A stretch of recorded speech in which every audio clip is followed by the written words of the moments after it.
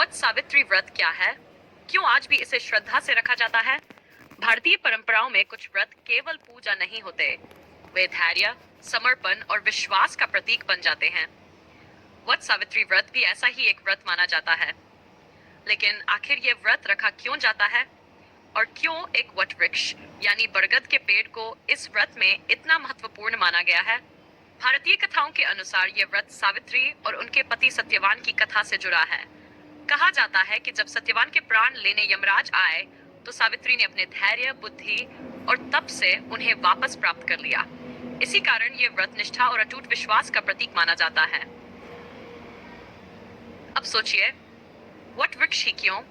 What वृक्ष को भारतीय संस्कृति में दीर्घायु, स्थिरता और जीवन का प्रतीक माना गया है। उसकी जड़ें दूर तक फैलती हैं और वह लंबे समय तक जीवित रहता है। इसलिए इसे परिवार की स्थिरता और लंबी आयु से जोड़ा गया। अब आध्यात्मिक महत्व की बात। कई लोग मानते हैं कि व्रत केवल भोजन त्यागना नहीं होता, बल्कि मन को संयमित करना भी होता है। प्रार्थना, धैर्य और संकल्प मनुष्य को भीतर से मजबूत बनाते हैं। इसीलिए भारतीय ग्रंथों में व्रत को केवल धार्मिक कर्म नहीं, बल्कि मानसिक अनुशासन भी माना गया है। अब एक और रोचक बात, आज के समय में लोग इस व्रत को अलग अलग दृष्टि से देखते हैं। कुछ इसे परंपरा मानते हैं, कुछ आस्था और कुछ इसे परिवार के प्रति समर्पण का प्रतीक मानते हैं।